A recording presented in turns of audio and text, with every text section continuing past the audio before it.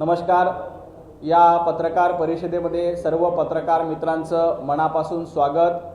प्रभू रामचंद्रांच्या पवित्र पदस्पर्शाने पावन झालेल्या नाशिक शहराला बदनाम करण्याचं काम उभाटा गट आणि मनसेच्या वतीने करण्यात येते।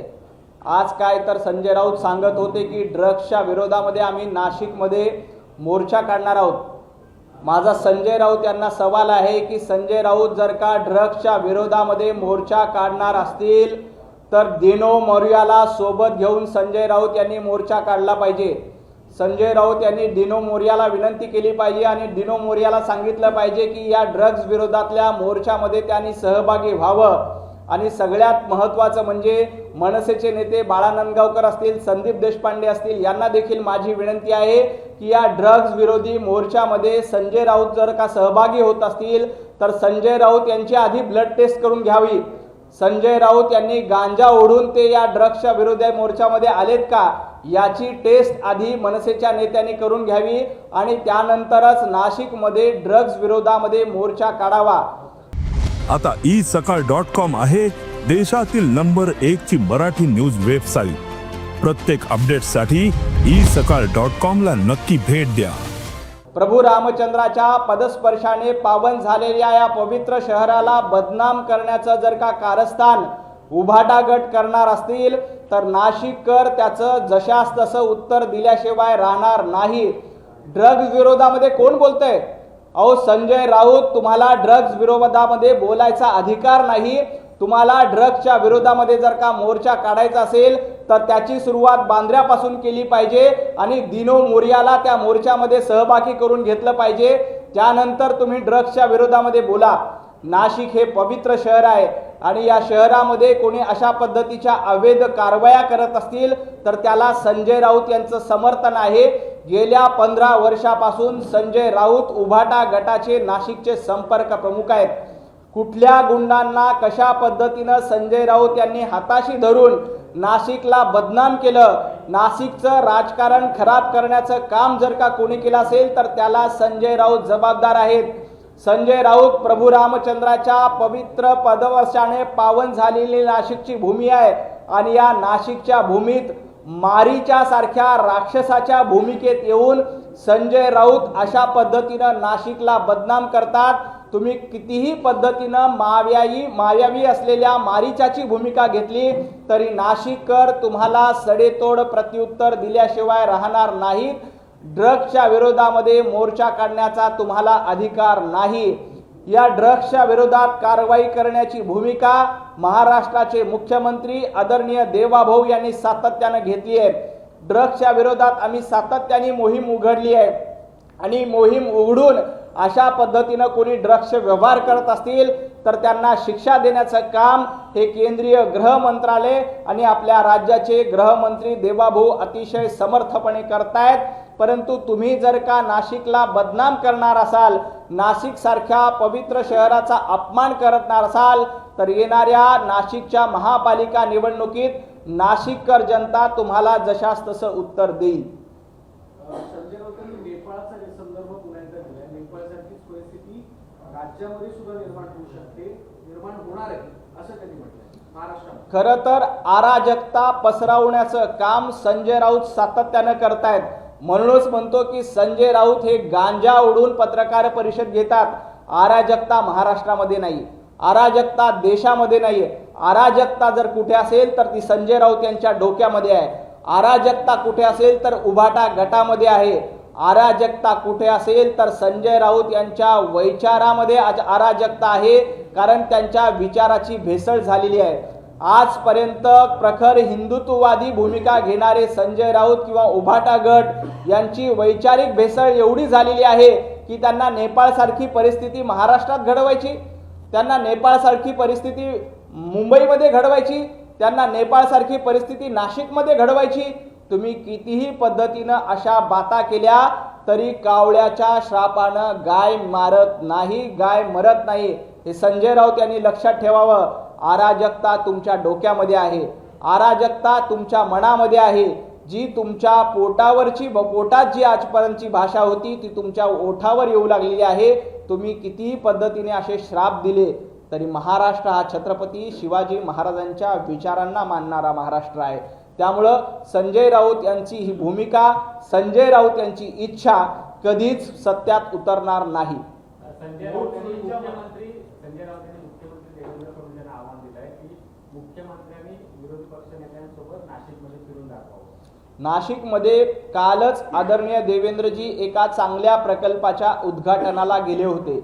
देवाभाऊंचं कार्य काय आहे हे महाराष्ट्राला माहीत आहे. आपल्या माहितीसाठी कालच देवाभाऊंनी 1,00,000 कोटीची गुंतवणूक केलेली आहे. संजय राऊत यांना 1,00,000 कोटीच्या पुढे किती शून्य असतात हे तरी माहिती आहे का? 1,00,000 कोटीची गुंतवणूक करून जवळपास 47,000 रोजगार निर्मिती करण्याचं काम देवाभाऊंनी केलंय. आणि ही 47,000 रोजगार निर्मिती अंबरनाथला आहे, ठाण्याला आहे, नागपूरला आहे. महाराष्ट्राच्या वेगवेगळ्या भागामध्ये रोजगार निर्मिती करण्याचं काम देवाभाऊंच्या नेतृत्वात भारतीय जनता पार्टीचं सरकार करत आहेत. आणि संजय राऊत सातत्यानं अशीच भाषा करणार. अहो, नाशिकमध्ये, मुंबईमध्ये जेव्हा तुमचं सरकार होतं तेव्हा तुम्ही काय केलं? महाविकास आघाडीच्या 2.5 वर्षाच्या काळात नाशिकला दमडी देखील संजय राऊत तुमच्या सरकारने दिली नाही. नाशिकला वाऱ्यावर सोडलं होतं. देवाभाऊंनी नाशिकचं पालकत्व स्वीकारलेलं आहे आणि नाशिकचा कायापालट करण्याचं काम, नाशिकला महाराष्ट्रातलं सर्वोत्कृष्ट शहर करण्याचं काम हे देवाभाऊंच्याच नेतृत्वात केलं जाणार आहे. येणाऱ्या काही दिवसामध्ये नाशिकमध्ये कुंभमेळा होणार आहे. त्यामुळे संजय राऊत यांनी कुंभमेळ्याच्या आधी नाशिकचा चेहरा मोहरा बदलण्याचं काम देवाभाऊ करतील. संजय राऊत, तुम्ही कितीही गांजा उडून अशा कुंभमेळ्यामध्ये सहभागी होण्याचा प्रयत्न केला तरी नाशिककर तुम्हाला त्या ठिकाणी स्थान देणार नाहीत. नाशिकमध्ये तुमचे साथीदार तुम्हाला सोडून देत आहेत. नाशिकचे संपर्क मंत्री म्हणून संजय राऊत काम करतायत ना, तर नाशिकमध्ये संजय राऊत यांच्या नेतृत्वामुळे किती लोक उभाटा गट सोडून भारतीय जनता पार्टीमध्ये प्रवेश करतायत, कारण संजय राऊत यांच्या कारभाराला ते वैतागलेले आहेत.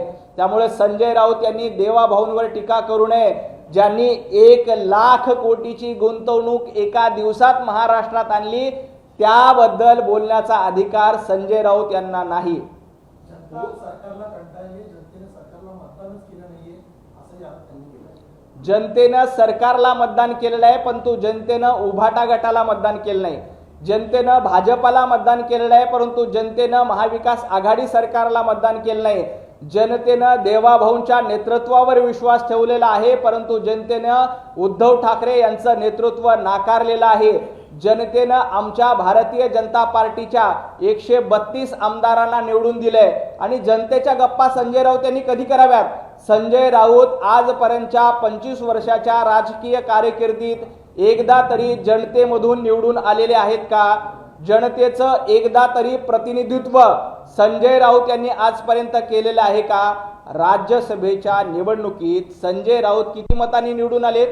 फक्त अर्ध्या मतांनी संजय राऊत राज्यसभेच्या निवडणुकीत निवडून आले. संजय राऊत यांना जनतेची एवढीच काळजी असेल, संजय राऊत यांना जनतेमध्ये जाण्याचा एवढाच विश्वास असेल, तर माझं संजय राऊत यांना आपल्या माध्यमातून एक आव्हान आहे. येणाऱ्या काही दिवसामध्ये मुंबई महापालिकेची निवडणूक होणार आहे. संजय राऊत यांनी वॉर्ड ठरवावा, संजय राऊत यांनी प्रभाग ठरवावा. त्या प्रभागामध्ये भारतीय जनता पार्टीचा सर्वसामान्य कार्यकर्ता संजय राऊत यांच्या विरोधामध्ये जनतेमधून निवडून येईल. आणि संजय राऊत यांची एवढीच खुमखुमी असेल तर भारतीय जनता पार्टीने संधी दिली तर मी देखील संजय राऊत यांच्या विरोधामध्ये वॉर्डमध्ये निवडणूक लढायला तयार आहे. खरी जनता कोणाच्या पाठिंबी आहे, खरी जनता कोणाच्या पाठीशी आहे याचं दूध का दूध आणि पाणी का पाणी होऊन जाईल. आणि त्यानंतर संजय राऊत यांनी जनतेच्या गप्पा माराव्या. देवाभाऊंच्या नेतृत्वात जनतेने आशीर्वाद दिलेले आहेत, म्हणूनच भारतीय जनता पार्टीचे 132 आमदार निवडून आलेत. संजय राऊत किती आलेत?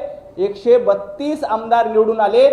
तुम्हाला जनतेच्या गप्पा करायच्या असतील आणि जनतेची मतं मिळवायची असतील तर होऊन जाऊ द्या. मुंबई महापालिका निवडणुकीत कुठलाही वॉर्ड निवडा, तुम्हाला जो पाहिजे तो वॉर्ड निवडा. त्या वॉर्डमध्ये भारतीय जनता पार्टीचा सर्वसामान्य कार्यकर्ता तुम्हाला पराभूत केल्याशिवाय राहणार नाही. मराठा आरक्षणाच्या संदर्भात पडद्याआड काय काय घडलं हे आता हळूहळू बाहेर पडतंय. समाजाची फसवणूक झाल्याची भावना राज्यात निर्माण झाली तर राज्यात अराजकता निर्माण होईल, जातीय तेढ निर्माण होईल असं सुद्धा त्यांनी म्हटलं. मराठा समाजाची फसवणूक जर का कोणी केली असेल तर ते उभाटा गट आणि संजय राऊत यांनी केली. तुम्हाला आठवत असेल 2014 ते 2019च्या पहिल्या कारकिर्दीमध्ये देवाभाऊंनी मराठा समाजाला 14% आरक्षण दिलं होतं. ते आरक्षण घालवण्याचं पाप कोणी केलं होतं? उभाटा गटाने आणि संजय राऊत यांनी केलं होतं. मराठा समाजाला मूक मोर्चा म्हणणाऱ्या मराठा समाजाला मुका मोर्चा म्हणण्याचं पाप कोणी केलं होतं? संजय राऊत यांनी केलं होतं. मराठा आंदोलकांना ढेकून म्हणण्याचं पाप कोणी केलं होतं?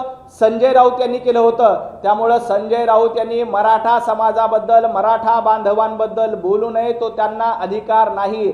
मराठा बांधव छत्रपती शिवाजी महाराजांच्या विचारांवर चालणार आहे आणि छत्रपती शिवाजी महाराजांचे विचार तुम्हाला चालत नाही. काल कर्नाटकमध्ये छत्रपती शिवाजी महाराजांच्या स्टेशनचं नाव बदलण्याचा नालायकपणा काँग्रेसच्या सरकारने केला.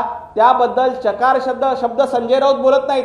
संजय राऊत आज काय म्हणतात? त्याबद्दल शरद पवार साहेबांनी बोलावं, त्याबद्दल देवेंद्रजी फडणवीस यांनी बोलावं. अहो, देवाभाऊंनी कालच त्या प्रकरणाचा निषेध केला आणि आम्ही कर्नाटकमधल्या काँग्रेसला देखील इशारा देतो, तुम्ही छत्रपती शिवाजी महाराजांचं नाव बदलणार असाल तर तुम्हाला गाडून टाकण्याची हिंमत इथल्या जनतेमध्ये आहे आणि भारतीय जनता पार्टीमध्ये आहे.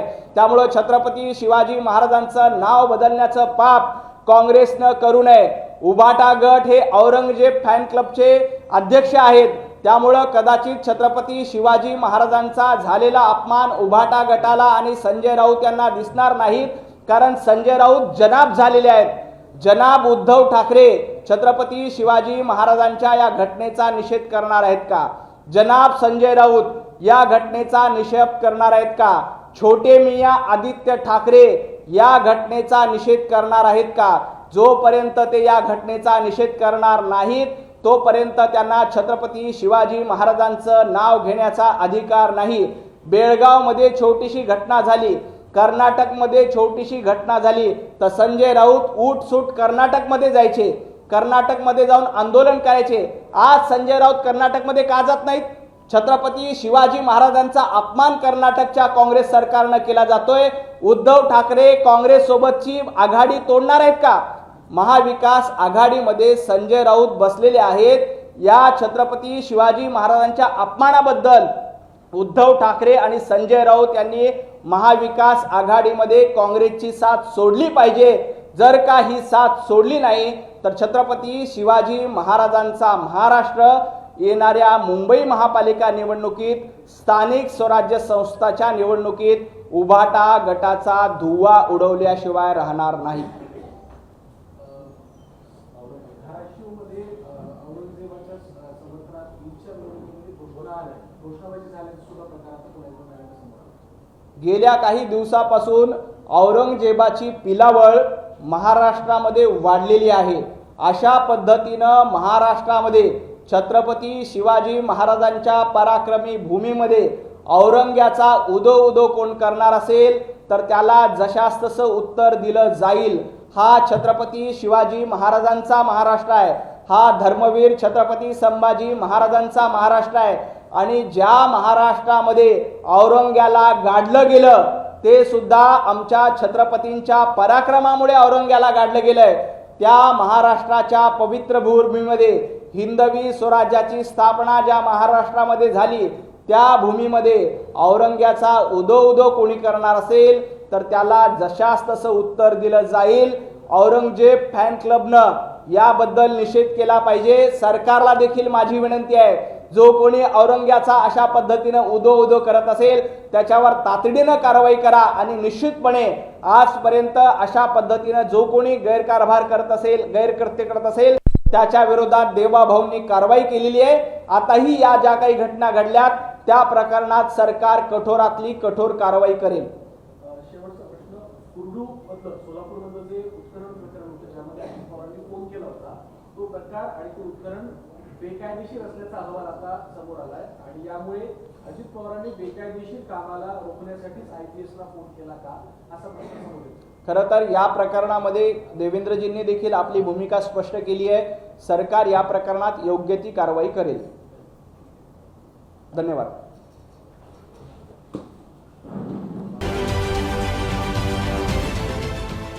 देश विदेशातील प्रत्येक घडामोडींचे लाईव्ह अपडेट मिळवण्यासाठी आता साम टीव्हीच्या सर्व सोशल मीडिया प्लॅटफॉर्मला लाईक, फॉलो आणि सबस्क्राईब करा.